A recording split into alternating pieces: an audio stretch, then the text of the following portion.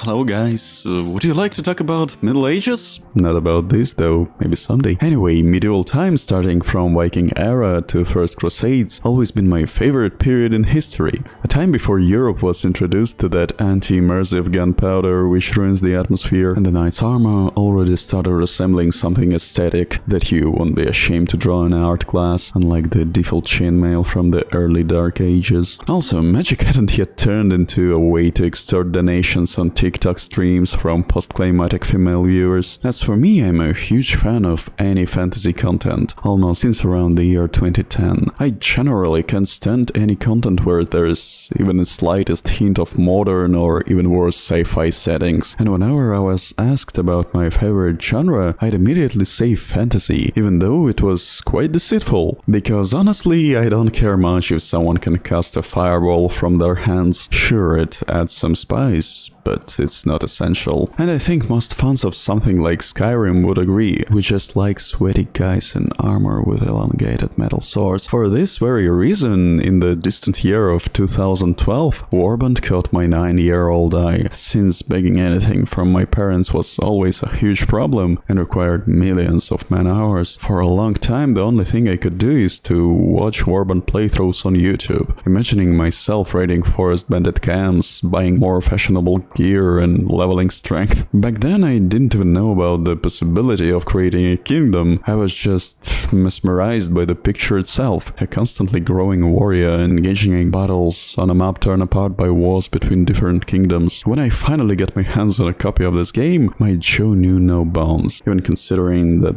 back then, the only thing I knew outside of my native language was that London is the capital of Great Britain, and the game has completely no localization. I continued to play, testing various ideas I came up with while watching Let's Plays or seeing some ideas from the bloggers themselves. I still remember spending about half of my summer break solely on running after Rodoks in their shitty mountains, all for the favor of King Ragnar, whose kingdom I expanded, only to later abandon. In a historical perspective, not too long ago, about 5 years, I was 15 and saw some video about Mountain Blade mods, and my interest was reignited. By this time I was no longer that casual kid playing on the lowest difficulty, but a seasoned veteran of lore-run battles with clearly progressed OCD. Among all other mods, I decided to settle on the Floris mod pack, as it preserved all that vanilla game world while simply adding new units, mechanics, and greatly improving the appearance of the old Warband. Spending about 10 minutes removing the annoying companion disputes through the game files, I seriously started playing the updated Warband on my then still malfunctioning old PC, on which after about 2 hours of gameplay, the game would mercilessly started lagging, dropping the frame rate to single digits, especially in massive battles. However, this was greatly compensated by the fact that I played at the maximum difficulty without saving, so by the middle of the game, I just began pressing Alt and F4 in every inconvenient situation,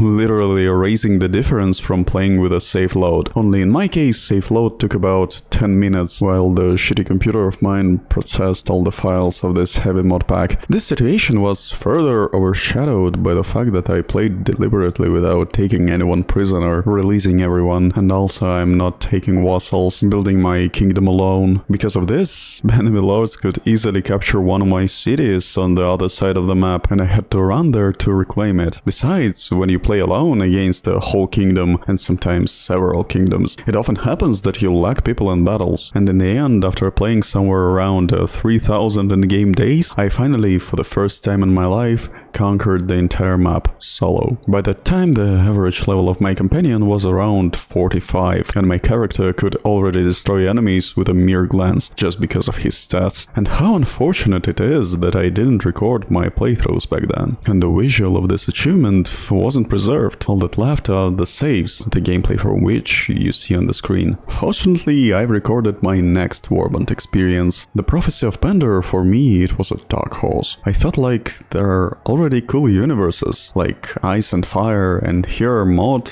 based on it. There's a wall and a quest for a Valyrian blade. I even played it for a couple of months, and it was pretty good. Why do I even consider playing mod where the author invented his own universe and lore for it? Are you Tolkien, George Martin? I don't think so. These were my thoughts before I completed Pandar with all achievements without missing a single Noldor tournament. As you understand, by the time Bannerlord was released, I was pretty hyped. With a computer that couldn't handle all of Warband's mods, I was ready to endure any lags just to experience the long-awaited sequel. So I recorded the first half of my playthrough when it was released. So I apologize for its quality compared to the last 500 hours of gameplay I've recorded recently on a new PC. Finishing the preface, I'll outline the lunatic rules and challenges I followed during this playthrough. First, vassal status is an insult for me. It's obviously beneath my dignity, not just swearing allegiance, but even hiring myself out as a mercenary to some other king. Second, I don't need vassals myself. Those guys will just pocket extra money from my fiefs. I'm too greedy to allow that. Third, we don't take prisoners. Not in the way you're thinking. I'll just release everyone. Fourth rule, I don't fail quests. Well, and the fifth one,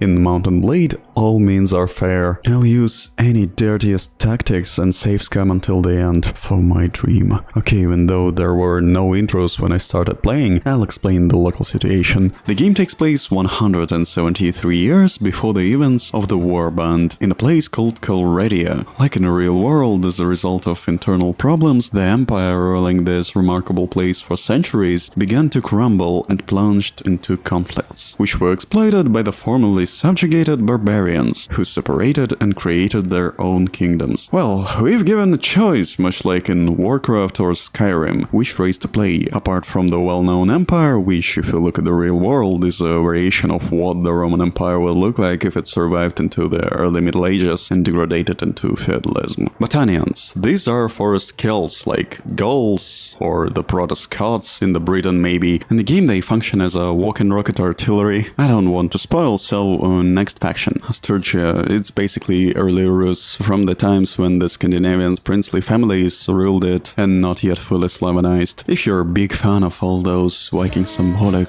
the shield wall stuff, or just like short history references, that's the main place for you to start. The Khuzaits, that's just Mongols, but sedentary. The Aserai, they're basically Arabs, but with one difference from reality, they're not religious here. And Vlandia, kind of early medieval southern Germans. The Franks, Goths, those Germans who are actually in Germany at the time of early Middle Ages. In general, they're roughly the same guys who, after the collapse of the empire in our world, started praying in Roman toilet buildings and mistook water storage cisterns for cult structures. As you understand, Vlandians, among all other barbarians, are the most civilized. And so we disembark into Colredia. Time to create a character. Definitely Sturgia, primarily because Alek was the name of my first boyfriend. Unfortunately, I couldn't create anything resembling myself, and the best I could do in local character builder was this finasteride-less beer consumer. If you're wondering why I choose an option with such a hairline,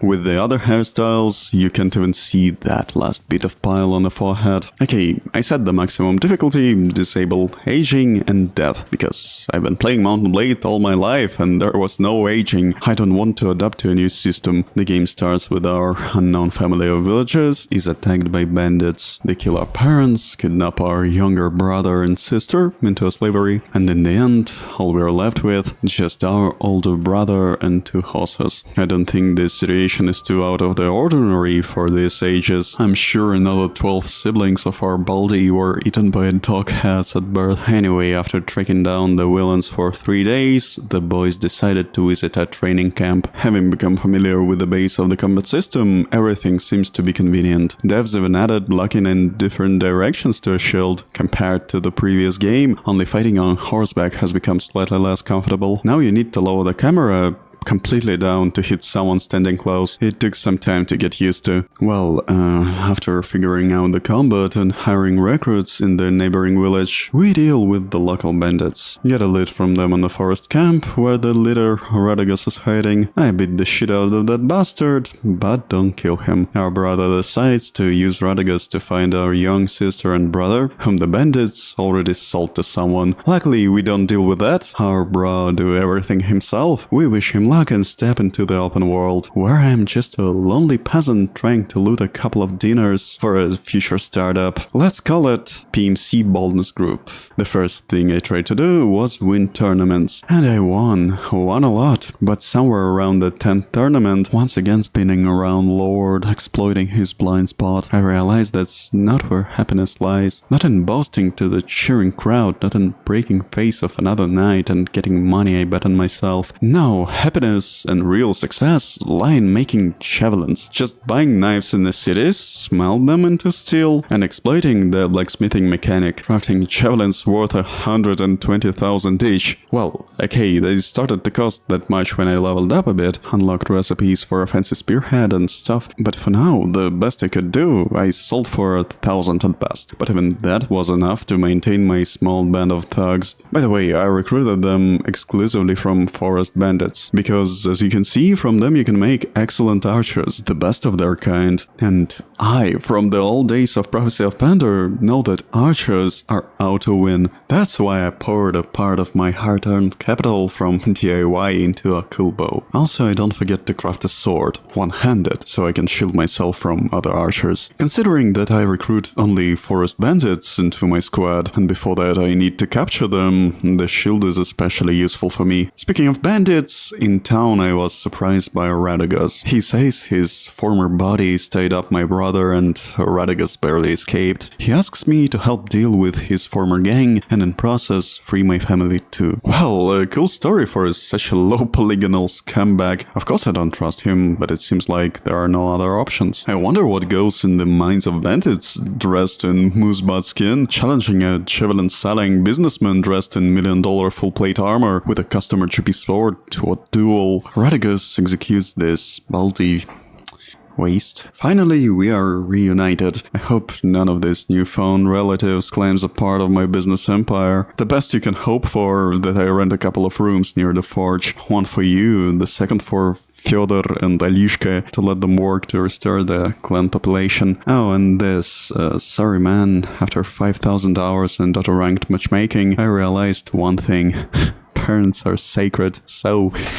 Anyway guys, with all my giant Mexican family, we need to move somewhere. Living space, this is a pressing problem nowadays. Wandering around maps, selling crap and killing bandits, I found myself such a coastal Lechana castle. Its main advantages for me is a remote location from other castles and towns, which reduces the chances of some passing enemy lord deciding to siege it. At the same time, if you move a couple miles away from the castle, you will be like in a shopping center. Here you have two imperial rich cities, some bandit camps ready to be looted, fat kids abusing infinite soda at the Burger King, and of course even Mongolia, in case I want to order some sanctioned products. By the way, it turned out that the Kuzits themselves own this wonderful castle. Not the best situation considering that they're right nearby, but there are pros in everything. At least while I'm at war with nomads, I still have these two friendly cities for trade and resource replenishment. So I start a war by attacking Mr. Aragur. He only has 50 men, so through abusing the horse, bow and battle restart, Chairman C was defeated. However, my joy didn't last long. My precious castle, my beauty, turned out to be under siege of the Empire, with whom the Kuzits were at war. But what's funny is that by the time I got close to the castle, Empire and Mongols made peace. As seen in the bottom right of the screen, Empire went along with it to free their lords from captivity. As a result, not giving the castle a chance to recover after one siege, I started another. Only 100 guys defend these chunks of stone. Well, we're only 20 in total, but anyway, I'm confident in my plans. And damn, no matter how screwed this castle is, they came to defend it. I had to postpone the siege, run around the neighboring villages, gather peasants into my army, and restore some HP. The second attempt and... Shit.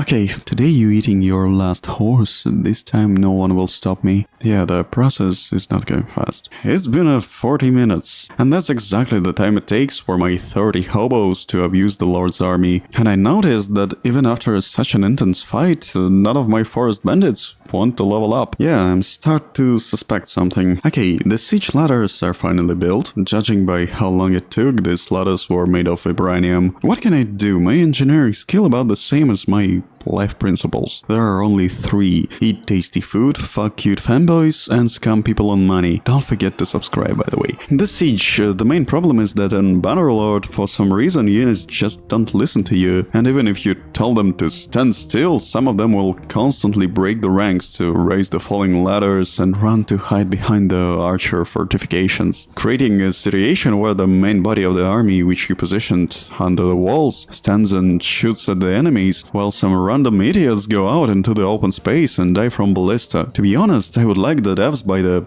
5th year of the game's existence to address these issues and maybe add to the list of comments a button "Stop scattering fuckers" or something like that. Fortunately, these problems don't particularly affect me because I cleverly exploited the ladder, half climbed into it, and shoot these guys in the face. Сука. Yes, everything was not as smooth as one might think. In short, after an hour and a half of climbing the ladders, I was able to literally single-handedly wipe out all these 100 people in the castle. And god, how painful and long it was. And the worst part was that the pain didn't end after the capture. Enemy lords constantly tried to snatch back my beauty. Based on the experience from Warband, I thought that to make peace, you just need to defend yourself and wait until they offer it to you. I even withstood one siege.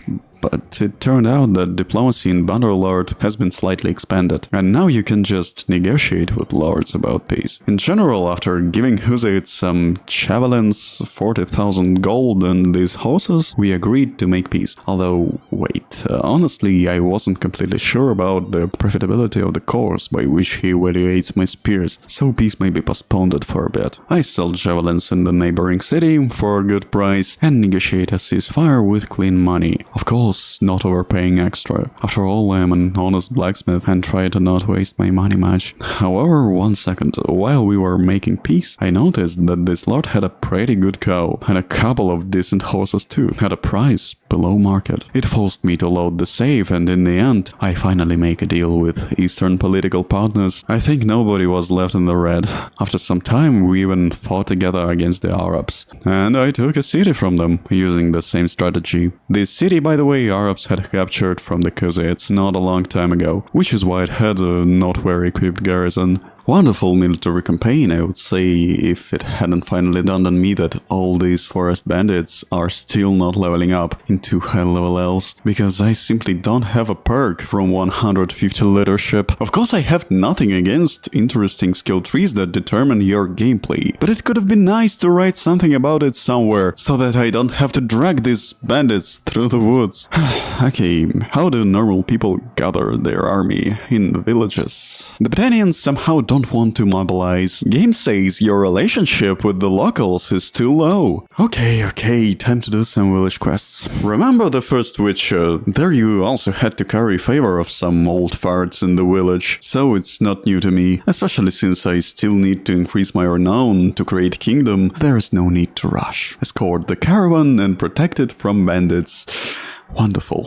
By the way, if at this point I had skilled companions, completing those quests would be much easier. You just send your superhuman pawn to do some bandit destroying business and simply reap the fruits of someone else's work. Right now, I, already experienced Bannerlord enjoyer, would recommend everyone to focus on charm and leadership and invest 5 points, minimum 5 points, in social stat, so you can take the perk that opens an additional companion slot at level 250 in leadership skill, and the same perk in charm. 2 additional companions, that's an insane boost, especially long term. Fun fact, even after completing around 15 quests, my recruitment process had become just a little bit faster, mainly cause in old Bannerlord spawn rate of elite units in villages was 2 or 3 times lower than now. By the way, I mentioned renown. In Bannerlord, the fact that I have a castle is not enough to create my own kingdom. You also need to meet certain parameters for a monarch and have the dragon banner, some shit that ancient emperors of Calradia possessed. Its fragments need to be collected in 3 bandit layers.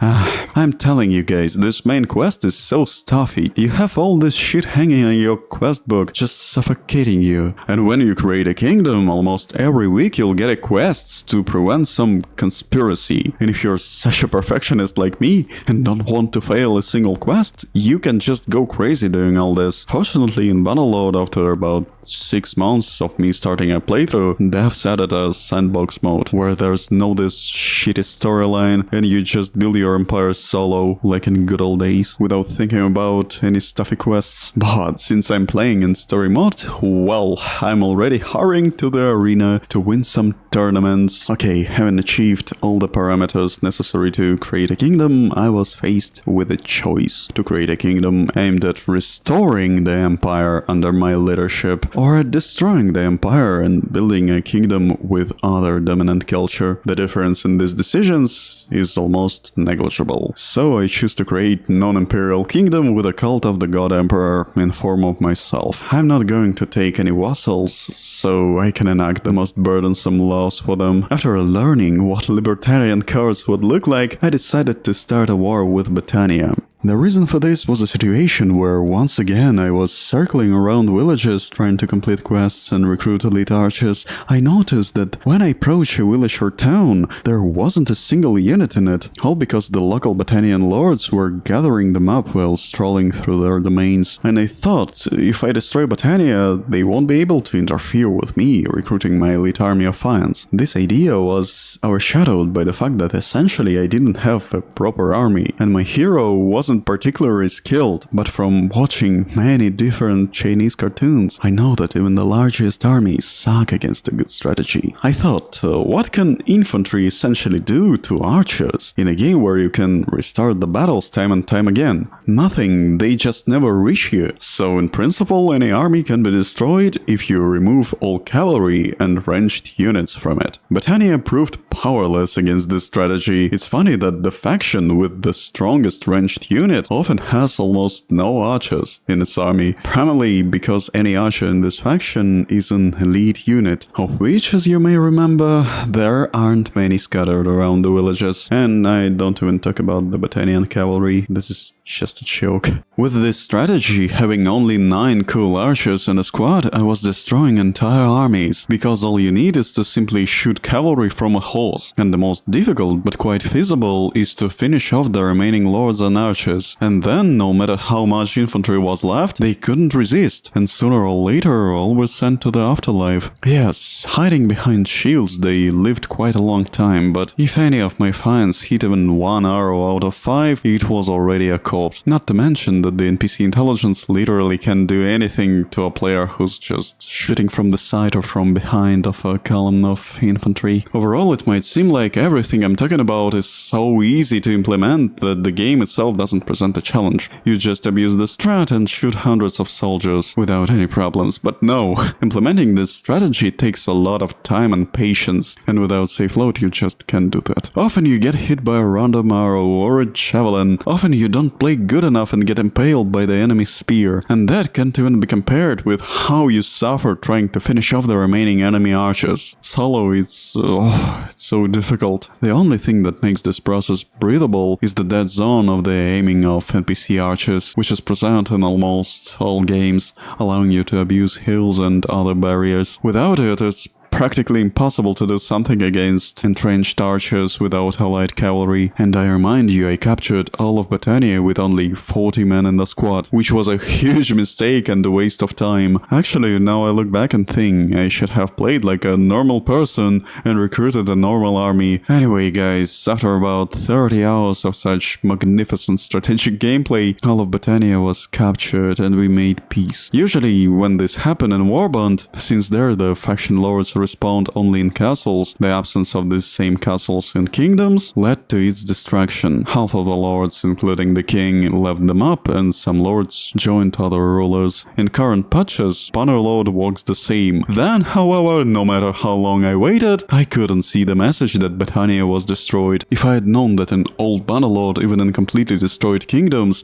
lords simply respawn from nowhere with 20 units, maybe I would change my mind about releasing defeated lords and would deal with them them more permanently. Well, lucky that I can see the future. By the way, after conquering somewhere the 4th or 5th city, all the kingdoms declared war on me. At first I thought it was because of a conspiracy, but no, I diligently completed those quests to prevent it from failing. But soon I went to the diplomacy page and saw that my kingdom with a bunch of captured lands was being compared in strength with Botania, which I had just completely destroyed. And all because the overall strength of the kingdom is calculated based on the number of units in its army. And here's the problem. In my kingdom, I'm alone. Although ideally, if the game was played by a normal person, by this point player's kingdom should have about 20 lords, each with 100+ warriors, which would create power for the kingdom, reducing the number of those willing to declare war on it. Because I constantly released all the enemies from captivity, I have 100% relations with half of the clans in the game, and could easily persuade them to join my state. But a challenge is a challenge. After all, I managed to complete the previous Mountain Blade solo without lords, so I complete this one too. But I couldn't stand the constant declarations of war anymore. Even on a new PC with a good SSD,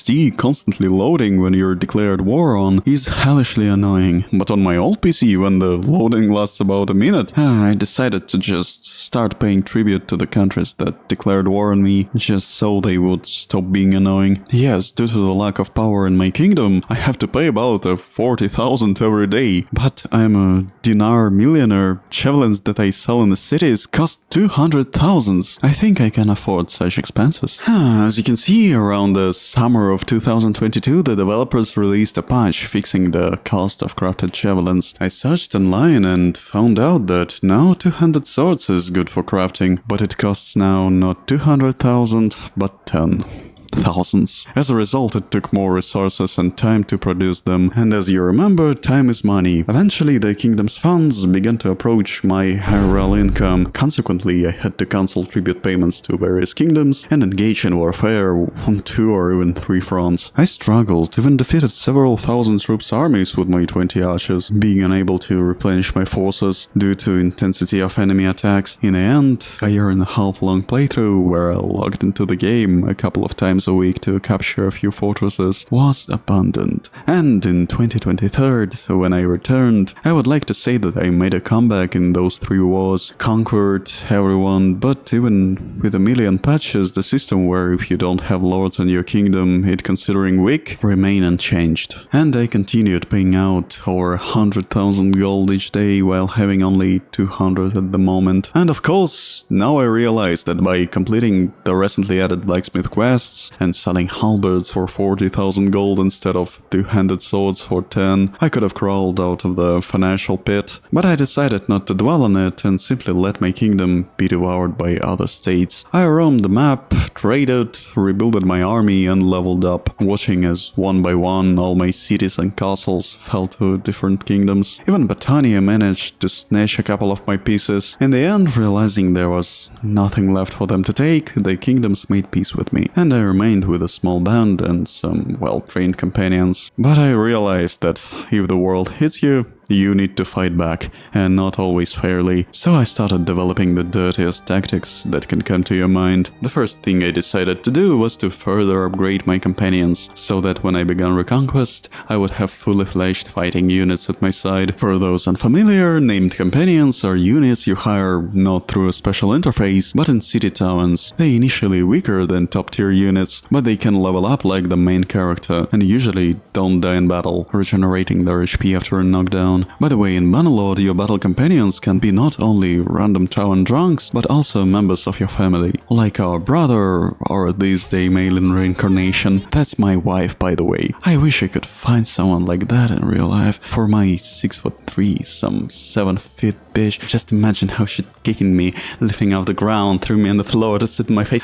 So, in the character's list of perks, there's a skill for increased chance of having children. If you enable the death and birth function at the start of the game, yes, some companions, relatives, will have a chance of falling in battle, especially when they become old. But this minus is fairly compensated by the opportunity to give birth to a huge number of children and enter into a bunch of marriages, in order to create a gigantic army of almost immortal characters that you can level up. And yes, even these 2 siblings that we saved earlier can grow and be used in army too, cause in this playthrough I turned this function of growing off. Game just forgot about this little guys. As you understand, And not only Crusader Kings have such crazy strategies, in Bannerlord with the right amount of diligence and time investment, you can pull off something on the same level. Now, returning to my playthrough, I decided to level up my army through siege strategy abuse. As you can see, I captured the city of Charaz and now defend it. If you position infantry correctly, command them to hold the shield wall and place archers inside the castle, any army, even one vastly superior to yours, will be destroyed almost without casualties from your side. By the way, while I was engaged in all this, using siege machines, I also significantly improved my engineering skill. Because as you know, you learn to build siege engines much faster when you're shooting them rather than constructing them. Modern universities should take note. Instead of all this nonsense with lectures and this shitty designing, just set up a ballista in the classroom. As for my companions, look at how they level up during this siege. In-game, there's an ambush function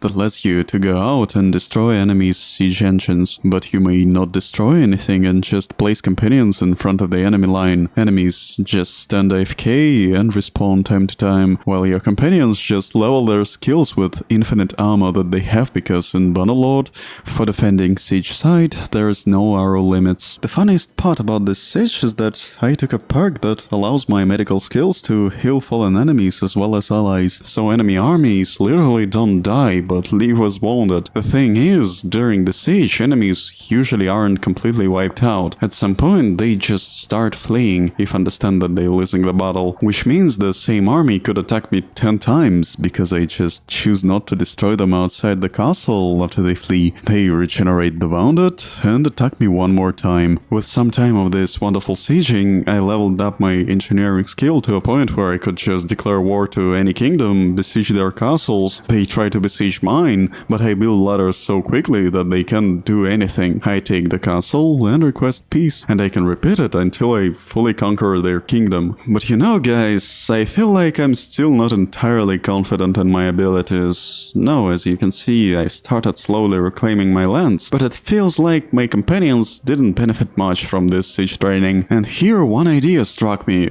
that I'm an idiot, because every time I used my strategy to destroy enemies' cavalry and archers to then fight with defenseless infantry, I could have just done it not alone but with a company. Just think about it. In this game there is a limit to skill leveling. With maximum proficiency and 5 focus point, a skill caps at 330, and with lower stats it's even less. So by shooting this poor infantry myself, I wasted XP while I could have been leveling up my companions, whose skills are far from capped. Well, okay, even though the skill XP is limited by the cap, the XP for main level isn't. So all these deaths of infantry were not in vain. Anyway, for a quick companion leveling, I decided that I probably need to assemble a decent army, so I don't have to personally deal with those cavalry and archers with a bow. First of all, it's obvious that I did the right thing by gathering the strongest archers. This finds. I did it thoughtlessly, just out of the old memories from Pander, but it turns out I wasn't wrong. But aside from archers, I need to find the best infantry and best cavalry. You know, all that stuff to balance my party. And in the end, after a couple of hours of testing different units, I came to an interesting realization. Firstly, in Bannerlord, there's no such thing as best infantry, because any tier 6 unit will beat any tier 5 unit, even while dismounted. So there's basically no point in gathering some Nord Axemen just because in 10 out of 10 cases tier 6 Družinniks will beat them up during any siege. Same shit for Cataphracts, Hasarai Forays. Noble units just have more health, deal more damage, and possessing better shields, and out of sieges they have their horses. But you know the funniest part? According to tests, the best melee fighters turned out to be fine champions. That's it. In this game, the strongest ranged unit is also the strongest melee unit. A new level of game design and army balance. Almost the same situation as bow classes in first Dragon's Dogma, that aside from the best damage in the game, had the roll ability from daggers. In the end, what I can say, the perfect army for capturing castles is simply full party of fine champions. And for defending a castle or field battles, it's about 300 fines with 30 Cataphracts, Družinniks, Vanguard Faris, because they just have shields and good armor that are needed to draw enemy attention while fines shooting. Well, for field battles you might want more cavalry just to split them into two groups, one to tank in the middle and one to slaughter enemy archers in the rear. Okay, I finished assembling my party and came across an army of Lendians. Not the best target for my strategy. They had 500 units of cavalry, heavy knights, not some Botanian peasants on horses. I pondered for a long time how to deal with this giant six-legged gang. I tried to organize a line of archers and a line of infantry to somehow make cavalry stop charging to maximize the effectiveness of fire balls. But in the end I came up with this strategy. Pull out all my companions somewhere in the far corner so they could survive the fight. As for the army, with fines, cavalry and everything else, I just placed them in the opposite corner. Conveniently, there's even some terrain elevation there, but the strategy works even on flat ground. So I put a banner that boosts damage against mounted units, and here's how my strat works. As soon as the enemy cavalry rides into range, it slows down a bit due to a couple of peasants in the vanguard. Fines unleash a volley, and then a massacre starts. Let's not forget, Fines are the strongest warriors in close combat, so the cavalry is stuck in the corner of the map, whose effectiveness is almost reduced to zero due to lack of speed and maneuverability, just wildly starts sucking up from my armed with two-handed swords units. When around 70 enemies dies, I just restart the battle, and doing this about 7 times, all that's left is to deal with the remaining archers. Of course, in every battle restart, I keep the companions hidden away. After killing all the archers, in the end, only sweet infantry remains, waiting to be farmed.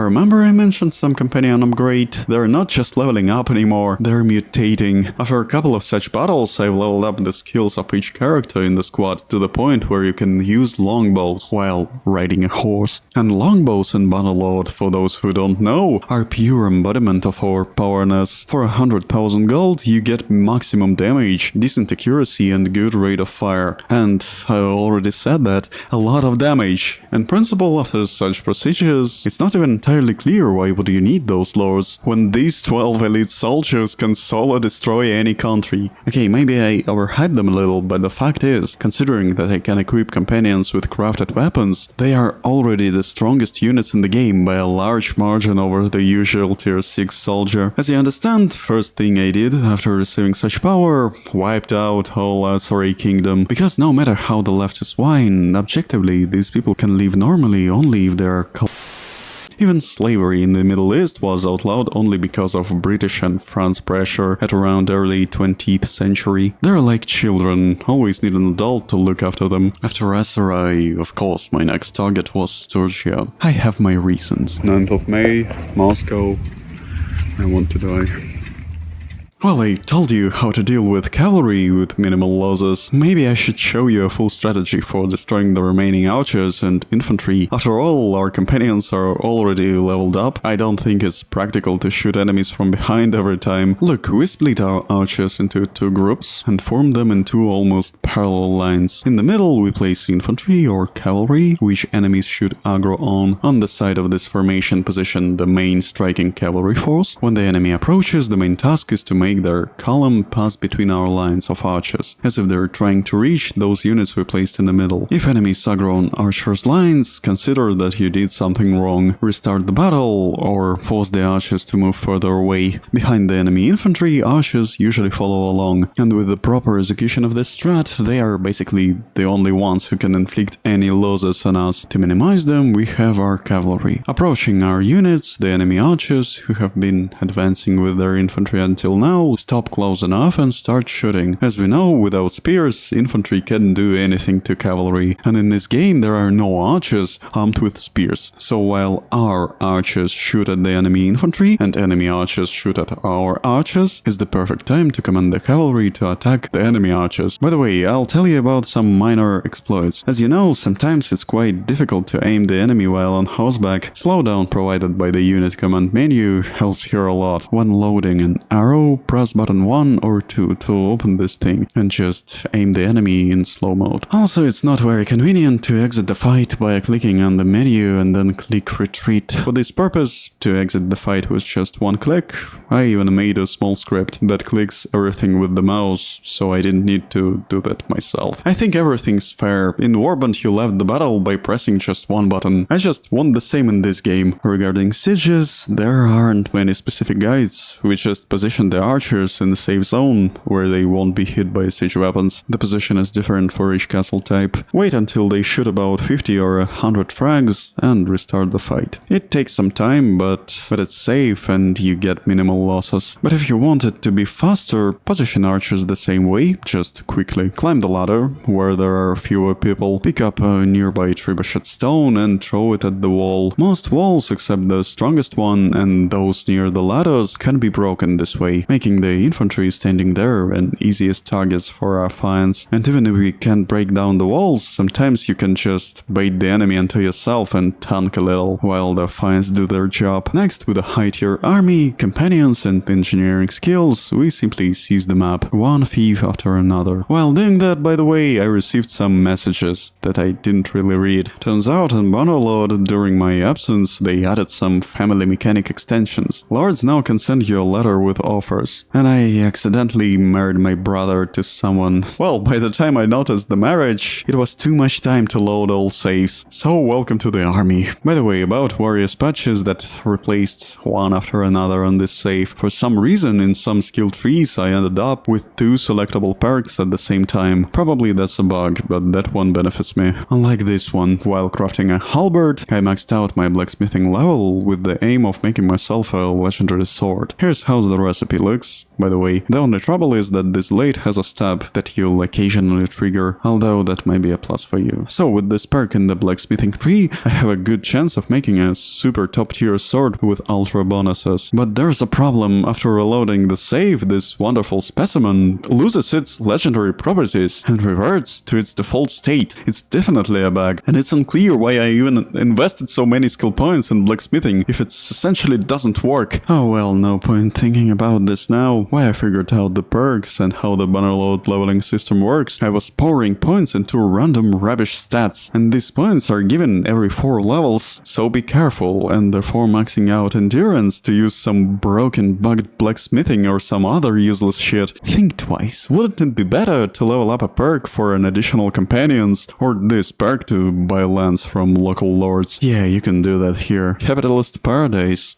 Beautiful. That's a pity that even such a strategy was anticipated by the devs. As you can see, when you capture 2/3 of Imperial culture lands, all Imperial factions declare war on you, which won't end until you exceed that mark. I'm quite a fool, to be honest. If I knew about that Imperial war, I would first captured all non-Imperial lands, like Ortengard, Hosenfolk, and only then start a global war. By the way, imagine face of a guy who played purely through trading, and suddenly everyone declares war on him without the possibility of making peace. In that case, my build doesn't seem so bad. Yes, you heard that right. I finally can't abuse the system, capture the castle, made a peace, but I'm already too high level to think it'll stop me. Additionally, to protect my newly acquired fiefs from Imperial attacks, I decided to arm a couple of bands with my companions at the head. I'll say right away that among my companions, they were noble people, so this action of mine is extremely non-canonical.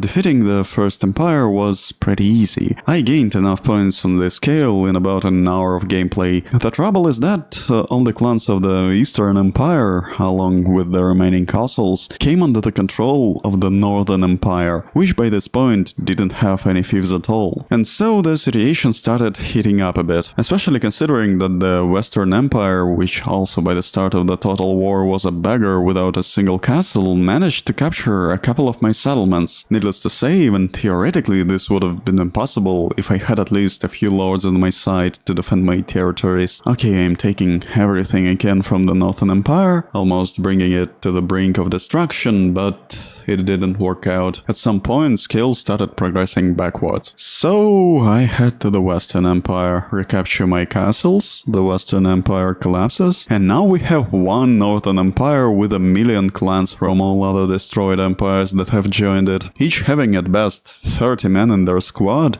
and just wandering around the map, burning my villages. Well, over time they ran out of strength even for that. All they did was raiding my peasants. And you know, I'd be glad to say that I easily dealt with these imperial clowns. My 3 squads destroyed them all, the scale filled up and the game was completed. If only it were that easy. A fucking million of these little lords scattered all over Calradia like a cockroaches, which made it almost impossible to find and eliminate them. Of course, over time most of them departed into another world, some from bandit gangs, some from my clan armies, but the problem is that they constantly respawned on this field near the former center of their state and dispersed again. Because of this, dealing the final blow to Western Empire was almost impossible. When you destroy one, another will spawn. And remember, the game counts the strength of the kingdom by the number of units under its control. While I was chasing and searched those lords, I traveled all over the map which is under my control, except for these 2 fiefs. And I upgraded my settlements a bit. What I noticed is that many buildings and castles, almost all except for cities, are running low on food supplies, primarily because the main way for castles to get food is to get it from passing allied lords. As I understand, playing like a normal person, taking vassals, after all, is more profitable from a money perspective than playing solo like me, because my kingdom is fucking starving due to lack of food transport. I think it would be nice to turn all my subjects into undead, but unfortunately I have to wait with that because we need to destroy the empire. Thanks, main quest. 3 fucking hours I chased after these lords. I even left the entire army in the castle, only took companions, but they still ran away from me, even though they have more troops. At some point I left all my companions and decided to hunt down these imperial lords alone. And even packs of 15 people would run away from me seeing my level. Actually, even by maximizing the speed of catching these pests, I came to the conclusion that it's physically impossible to destroy the kingdom with so many vassals without lords, purely because of the game mechanics. Remember how after I lost all the castles and cities, kingdoms started lowering the price for making peace, and sometime even offering it themselves. Most likely, if I gave the empire half of my kingdom, or the entire kingdom, I could have been broken this quest scale in my favor in the same way, and destroyed the empire. Though I'm not certain about that. I almost gave up on this playthrough, but I noticed that my clan's armies, which don't release lords but capture them, shift the scale in my favor for a longer time. In the end, I decided that I'll just take prisoners. So for another 1 or 2 hours I ran around Western Empire lands, slowly destroying enemy squads, taking prisoners, and when my personal storage is filled, I send them to the dungeon in neighboring castle. And even then they constantly escaped from captivity and I had to reload every time it happened. When I captured about 70 lords, this scale finally reached 100. The main quest is completed. The empire is destroyed and the game writes that I played for 37 hours. Well, it's speedrun timings, I guess. But seriously, it seems that this table only counts the time played after the patch where this timer was added. And also, this game doesn't count the minutes you spent if you loaded the save after that. In general, as a reward for suffering, game shows us a cutscene where they say that barbarians now rule in the great cities and castles of empire, cultures live according to their own traditions, and the people of the new world they built will remember for a long time the one who put an end to the tyranny and brought peace. Yeah, I'm really glad you showed me the Elden Ring-like pictures and called me a good boy, but can you show something specific about my character, like a cinematic or something in the game engine? Like even in Warband there was one during the wedding. I'm not even talking that for the shit I went through, I must be granted with forever young cat wife ready to slap me in the face and beat me with a whip while becoming a virgin again every new morning. Fuck, I guess you can't tell by looking at me, but I almost died while doing this. I don't advise anyone to come up with such solo challenges for themselves. Let me tell you how a normal person would do this. First of all, fuck the campaign, start the sandbox mode. Secondly, get some nice mods, at least for speeding up time by 5-10 times, because the maximum speed in vanilla Bannerlord is 3x at best. That's even less than in Warband. You crawl around the map like a snail. Thirdly,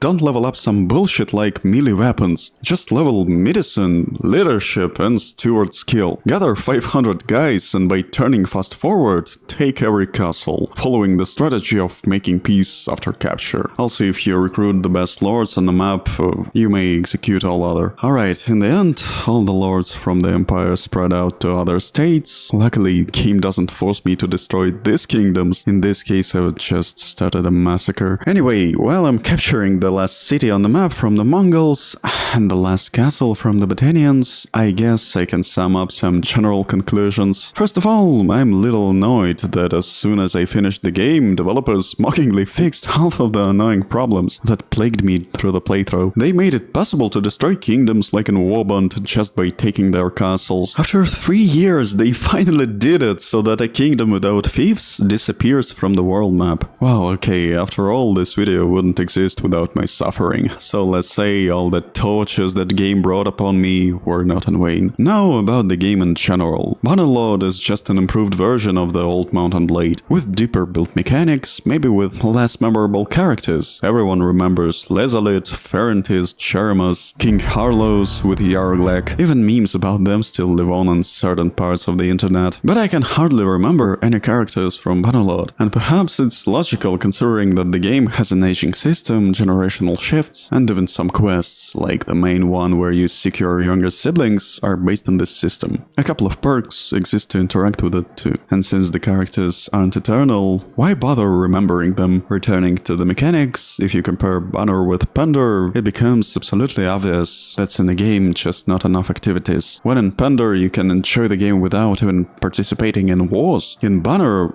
it's just impossible. The only things that break the monotony of capturing map are the tedious quest to prevent conspiracies, which it would be better not to exist at all. This monotony gets a little tiresome at some point, but still, after a couple of days, maybe weeks, you anyway feel like coming back to beat someone with iron stick, execute some enemy lords, or chase bandits, primarily because of the decent physics model where you feel the impact of a blow. Not like in some Dragon's Dogma, of course, but it's still a great level. You know, if you ask me which game in the series I would recommend playing, I would confidently say Bannerlord. Modern, sorry, with a few exceptions, is always better than the old one. I understand perfectly well that if you remove my nostalgia and look at these games with an unbiased eye, an ordinary person in Bannerlord would see just an improved version of the previous games. I'm not talking about Prophecy of Pender. It can be more varied in some moments, but this is a mod. What can I say? I hope after listening to my gigantic, I'm sure, stuffy story, you didn't die of boredom. Appreciate if you leave a like. Never knew how to say goodbye. One man's dream can hold dominion over the entire world, for one who dedicates his life to the forging of a single sword.